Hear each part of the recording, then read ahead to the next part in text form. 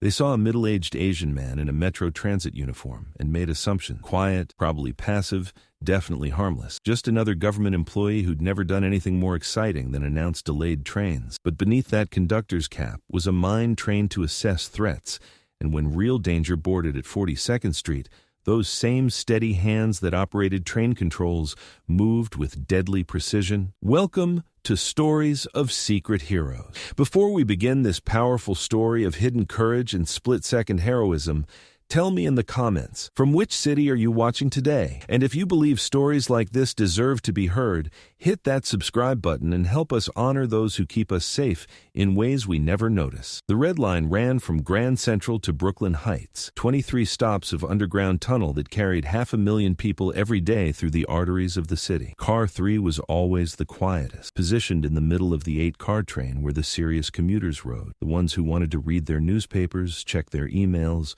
or simply zone out during their daily journey. Thomas Chen had been the conductor for Car 3 for 8 years. He was 51, with graying hair kept neat under his Metro Transit cap and wire-rimmed glasses that he'd worn since his discharge. His uniform was always pressed, his clipboard always organized, and his voice always carried the same professional monotone when he announced stops over the intercom. Next stop, Union Square. Doors open on the right. Stand clear of the closing doors. This is 14th Street. Transfer available to the L and N trains. The passengers heard him, but never really listened. He was background noise, like the rumble of the tracks or the screech of brakes. Just another part of the machinery that got them from point A to point B. Most didn't even look up when he walked through the car checking tickets. His movements methodical and unobtrusive. He'd nod politely when someone showed their Metro card, offer quiet directions when tourists looked confused, and handle the occasional fare jumper with calm professionalism that never escalated into conflict. The regular commuters knew him only as the conductor, if they thought about him at all. Mrs. Patterson, who rode to her office job every morning at 8:15,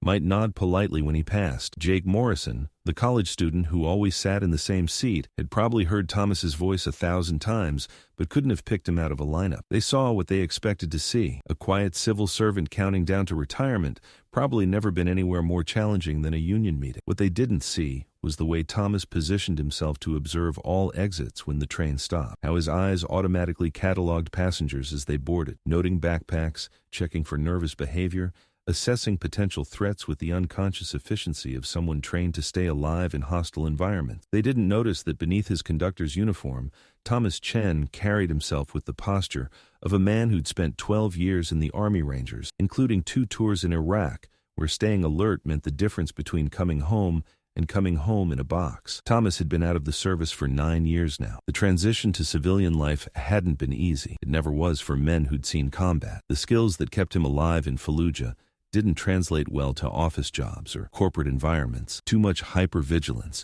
too much scanning for threats, too much muscle memory that expected danger around every corner. But the subway made sense.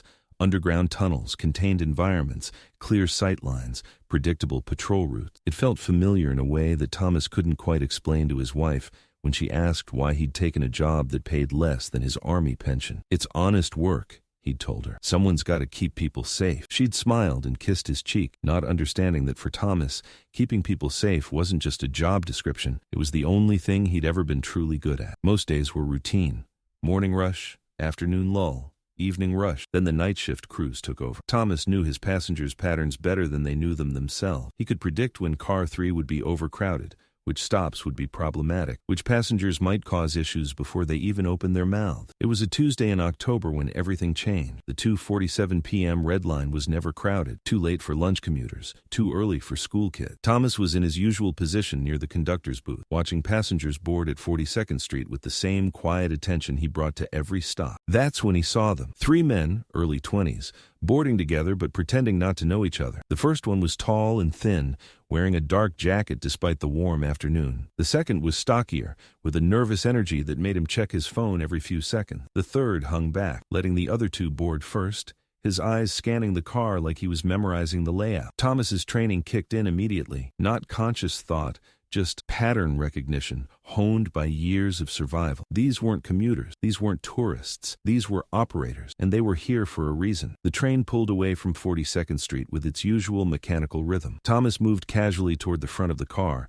positioning himself where he could observe all 3 men while maintaining access to his radio and the emergency control. The tall one reached into his jacket. Thomas moved. What happened next unfolded in seconds, but every passenger in car 3 would remember it in slow motion for the rest of their lives. Thomas Chen, the quiet conductor they'd ignored for years, transformed into something none of them had ever seen before. He didn't shout. He didn't panic. He simply executed a series of movements that were so precise, so professional, so utterly calm that it took several moments for people to understand what they were witnessing. The tall man's hand emerged from his jacket, holding what looked like a small device with wires. Thomas was already moving, covering the distance between them with the fluid efficiency of someone who'd done this before, in places where hesitation meant death. The disarm was textbook. The takedown was controlled. The restraint was professional. By the time the second man realized what was happening, Thomas had already keyed his radio with one hand while maintaining control of the suspect with the other. "Control, this is Car 3 conductor.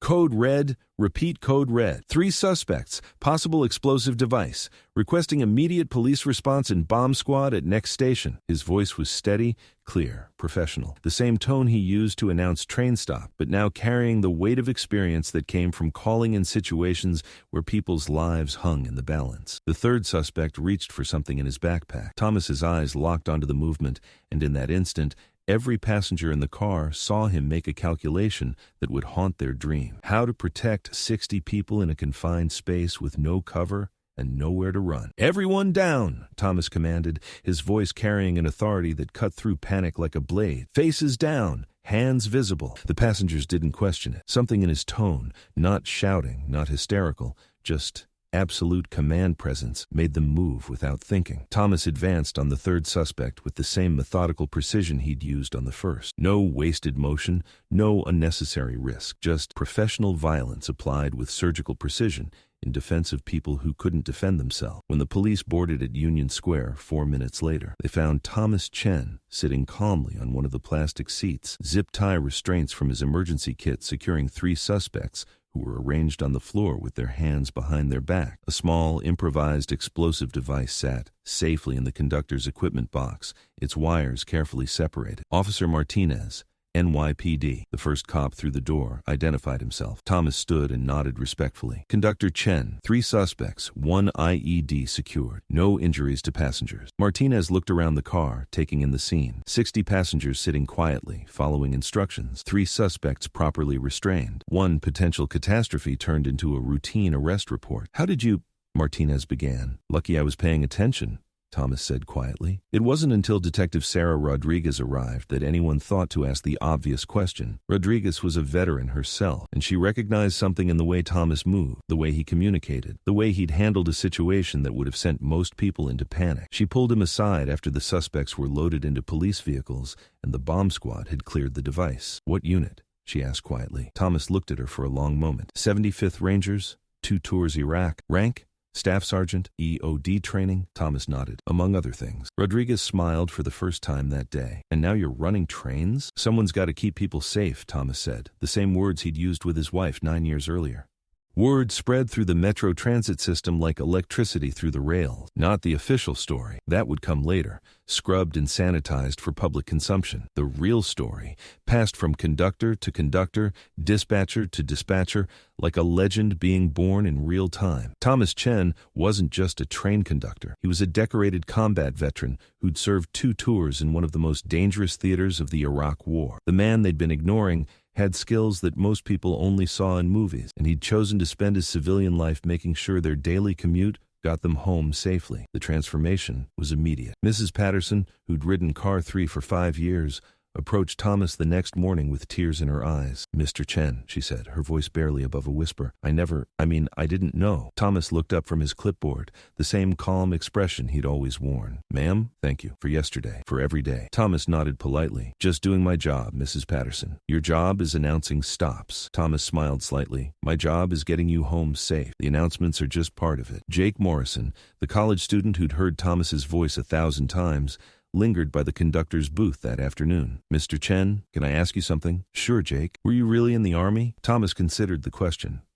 Rangers, 12 years active duty." Jake's eyes widened. "And you've been watching out for all of us this whole time?" "Every day," Thomas said simply. "Why didn't you ever say anything?" Thomas looked out the window as the train pulled into 14th Street. "Son, The best protection is the kind you never notice until you need it. The change wasn't just among the passengers. Other Metro Transit employees began treating Thomas differently, not with fear or awkwardness, but with a kind of respect reserved for people who'd proven themselves when it mattered most. Conductor Williams, who ran Car 7, started stopping by during shift changes to ask Thomas about security protocol. Engineer Martinez began consulting him about suspicious passengers. Even the dispatchers started listening more carefully when Thomas called in reports. Chen's got eyes became the unofficial motto in the control room. When Thomas Chen said something was worth watching, people watched. A month after the incident, Thomas was called into Supervisor Johnson's office. He expected commendation, maybe a photo opportunity with the mayor, possibly a promotion he didn't want. Instead, Johnson offered him something better. Thomas,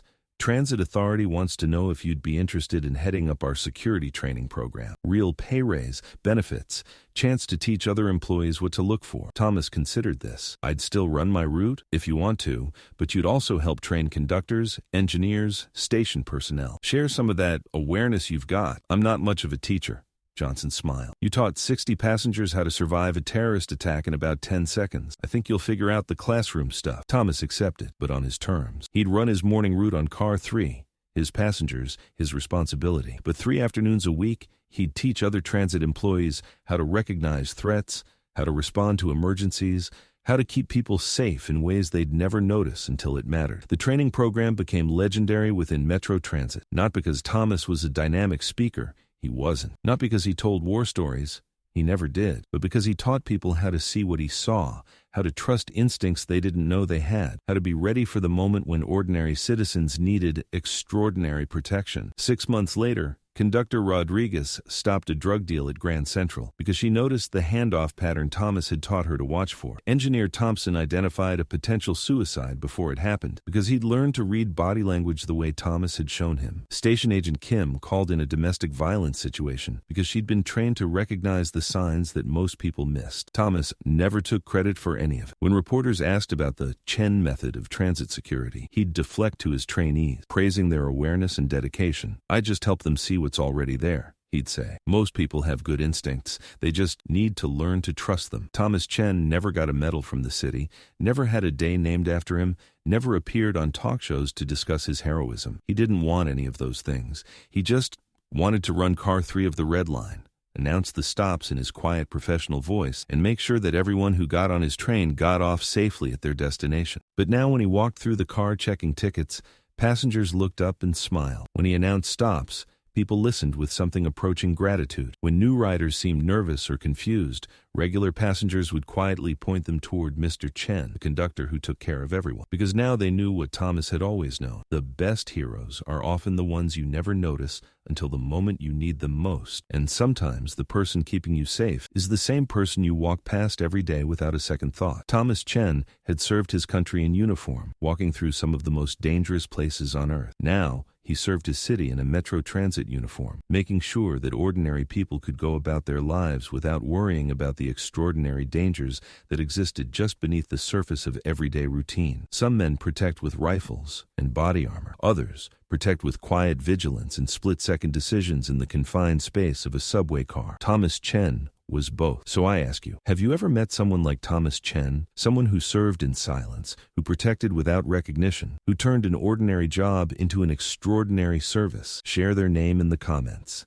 Tell us their story, because here at Stories of Secret Heroes, we believe the greatest guardians are often hiding in plain sight. Thank you for watching. If this story moved you, subscribe and share it with someone who needs to remember that heroes come in all uniforms. We'll see you in the next story, and until then, remember, the person announcing your stops, checking your tickets, or simply doing their job nearby might be the reason you make it home safely every day. Stories of Secret Heroes, where the quiet protectors get the recognition they've earned.